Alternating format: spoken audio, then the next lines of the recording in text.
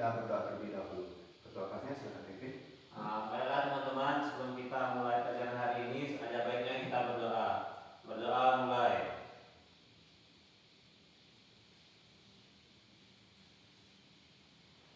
Doa selesai. Baik, terima kasih. Nah, selamat pagi semuanya anak-anak. Ya, Pak. Jadi sebelumnya Bapak mau nanya ini kenapa sepi ya kelasnya? Corona, Pak. Oh, corona, jadi banyak yang online ya? Iya, Pak. Jadi baik, berarti absennya cuma berdua ya? Iya, Pak. Ahmad PK dan Rizky Akbar Habibi. Baik, sebelumnya Bapak mau hidupin fokusnya terlebih dahulu. Baik, dan sebelum itu, nah materi selanjutnya itu adalah teknik mengasir. Jadi kemarin kita udah tentang alat dan bahan tuh. Nah, semua alat bahan tentang pensil, pena, dan lain sebagainya. Jadi selanjutnya itu tentang pengaplikasiannya ke dalam sebuah kertas atau pengaplikasian dalam sebuah benda tersebut. Nah, jadi kalau kita ingin menggambar sesuatu, pasti untuk melebih kesannya lebih bagus atau lebih dalam lagi, dalam menggambar itu adanya kesan gelap dan terang ya. Jadi bisa dilihat mana bagian gelapnya maupun bagian terangnya. Nah, jadi sebelum masuk ke dalam pengaplikasian arsiran tersebut, Bapak memberi teori dasarnya terlebih dahulu. Semisalnya nih, kalau dari pencahayaannya datang dari kanan Bapak, berarti bagian gelapnya dari mana? Kiri, Pak. Kiri ya, betul. Nah, Bapak nanya nih untuk Ahmad PK. Jadi kalau misalnya pencahayaannya dari bawah, berarti bagian gelapnya dari mana? Yang bagian gelapnya di atas, Pak. Nah, pintar ya, bagus. Nah, apa enggak kalau misalnya bagian terangnya di bagian kiri Bapak, jadi bagian gelapnya di mana? Di sebelah kanan, Bapak. Sebelah kanan Bapak ya, benar. Jadi materinya.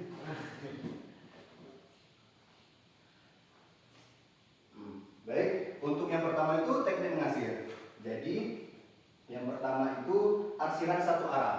Jadi dalam mengarsir itu ada beberapa teknik untuk melakukannya. Jadi misalnya dalam satu objek seperti ini dalam bentuk kotak, kalau misalnya dalam segarian arsiran satu arah, jadi kita mengarsirnya itu dalam satu arah saja seperti ini.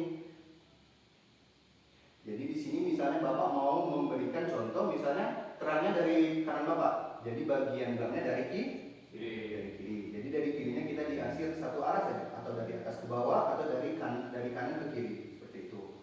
Nah, selanjutnya yaitu arsiran silang. Arsiran silang itu bisa dibilang diagonal. Nah, sekalian. Jadi misalnya setelah dari atas ke bawah, langsung saja dari kiri kanan juga. Jadi percampuran dari yang satu arah tadi, dari dua arah seperti itu. Jadi misalnya dari atas ke bawah dan kanan ke kiri itu menjadi silang ataupun diagonal.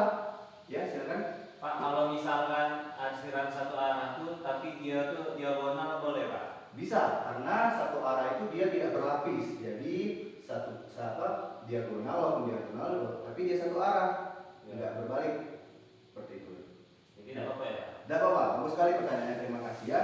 Dan kembali ke arsiran silang tadi. Arsiran silang tadi itu seperti itu. Jadi sudah dia satu arah, di arah sebaliknya. Jadi itu yang dinamakannya arsiran silang.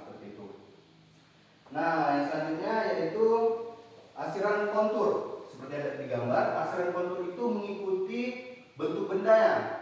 Seperti kotak, kalau bentuknya kotak jadi mengikuti. Jadi mengikuti misalnya dari sini, berarti sisi-sisinya kontur. Atau contohnya seperti itu kan tangan ya, seperti tangan Bapak. Berarti dia itu mengikuti sisi-sisi dari tangan Bapak. Seperti itu. Nah, Bapak menanya dengan Akbar, misalnya kalau dia menggambar seperti pohon yang di sini, berarti dia tuh mengikuti atau gimana? Mengikuti kalau di kontur. Mengikuti ya. Kalau misalnya kembali ke materi tadi, misalnya kalau dia satu arah, gimana tuh? Satu arah berarti tergantung dari sisi gelap, Pak. Ya, betul. Terima kasih ya. Nah, selanjutnya yaitu tentang coretan bebas. Nah, coretan bebas ini mungkin anak-anak sekalian sering ya mencobanya di buku belakang masing-masing, di buku tulis masing-masing ketika sedang pelajaran kosong ataupun sedang bosan misalnya. Itu sering ya, arsiran coret-coret ini membuat kesannya terlihat seperti berbulu ataupun seperti berambut seperti itu. Jadi terlihat bahwa tangan di sini seperti ada rambut-rambutnya seperti itu. Nah, Bapak mau nanya sekalian nih kepada Ahmad PK sekali lagi. beda. Apakah misalnya haruskah modelnya ataupun objeknya tangan? Apakah boleh seperti buku untuk coretan bebasnya? Kalau itu kayaknya boleh ya Pak. Boleh ya, boleh karena coretan bebas ini lebih mengekspresikan ekspresi senimannya ataupun siapapun yang menggambarnya seperti itu. Nah, yang terakhir itu arsiran titik. Nah, titik ataupun pointillis mungkin anak kalian tahu ya, pointillis. Jadi arsirannya itu bukan lagi garis-garis ataupun bukan lagi coret-coret seperti ini. Berarti arsiran itu yang telah digambar yaitu titik-titik dengan jangka waktu mungkin membuatnya lebih lama karena lebih detail, lebih teliti membuatnya dari gelap terangnya. Seperti itu kan dibuat telunjuk seperti ini. Jadi gelapnya tuh di sini bagian bawah. Jadi di sini tuh poin garisnya. Nah, baik, mungkin materinya sampai situ saja, tapi sebelum silakan. Pak, saya ingin tanya, tadi kan ada 6 jenis arsiran ya? Iya, 6 atau 5 ya. Iya. Dalam etika seni ya Pak ya, boleh nggak kalau misalnya kita campurkan 2 teknik arsiran? Karena kan ada beberapa gambar itu kan yang harus mengikuti polanya gitu. Jadi kalau misalnya kita pakai satu arsiran itu kan kayak nggak nyambung gitu loh. Boleh nggak? Terima kasih ya untuk pertanyaannya, bagus sekali. Menurut Bapak ataupun dalam penyesuaian dalam seni, peraturan seni itu dalam menggambar tidak ada peraturan yang monoton ataupun tidak ada peraturan yang mengikat hukum ya seperti itu. Jadi boleh-boleh saja, terserah pelukisnya, terserah yang menggambarnya. Karena dalam menggambarkan sesuatu ataupun dalam melukiskan sesuatu itu senimannya berekspresi, senimannya untuk mengungkapkan perasaannya dalam sebuah gambar ataupun sebuah lukisan. Jadi boleh-boleh saja, bagus ya pertanyaannya, karena walaupun dia satu arah saja mungkin tidak mau terlihat monoton, jadi dicampur dengan yang campuran ataupun yang pointillis seperti itu ya. Terima kasih Ibu. Beri tepuk tangan untuk saudara Bapak. Terima kasih ya. Ada lagi nggak pertanyaan untuk selanjutnya sebelum Bapak mau melanjutkan ke selanjutnya? Tidak ada Pak. Tidak ada ya, baik. Jadi kemarin itu sudah Bapak jelaskan dari pertama yaitu tentang pengertian menggambar, tentang alat dan bahan, dan sekarang itu sudah teknik aksi ya.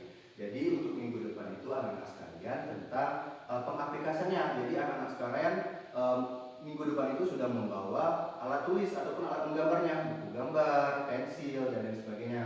Nah, jadi minggu depan itu sudah praktik dan minggu depannya kita ujian. Ujiannya santai saja, kita ujiannya praktek. Jadi anak-anak sekalian tidak lagi melihat materi ataupun dari media dari Bapak seperti itu. Nah,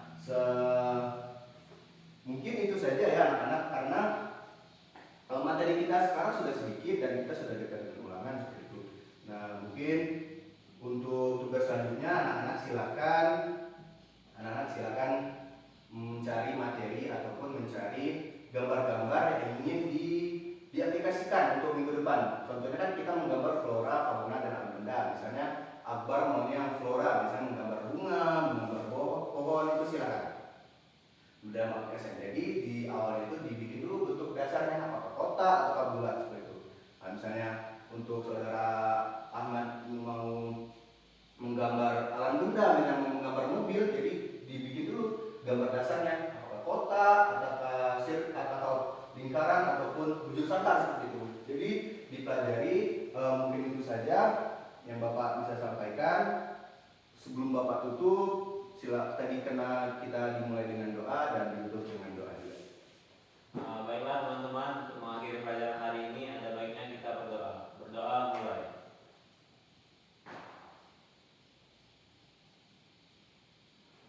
Doa selesai. Terima kasih untuk Ahmad untuk memberi doanya, dan itu saja. Selanjutnya kalian matematika lagi? Iya Pak. Iya. Baik, Bapak matikan dulu fokusnya. Oke, terima kasih. Mungkin itu saja yang dapat sampaikan. Jangan lupa untuk minggu depan siapkan alat dan bahannya. Jangan lupa untuk mencari contoh-contoh sebagai inspiratif ataupun lain sebagainya ya. Terima kasih. Itu saja yang Bapak sampaikan. Sekali lagi terima kasih telah meluangkan waktunya dan juga partisipasi anak-anak sekalian. Itu saja. Wassalamualaikum warahmatullahi wabarakatuh. Waalaikumsalam warahmatullahi wabarakatuh. Terima kasih.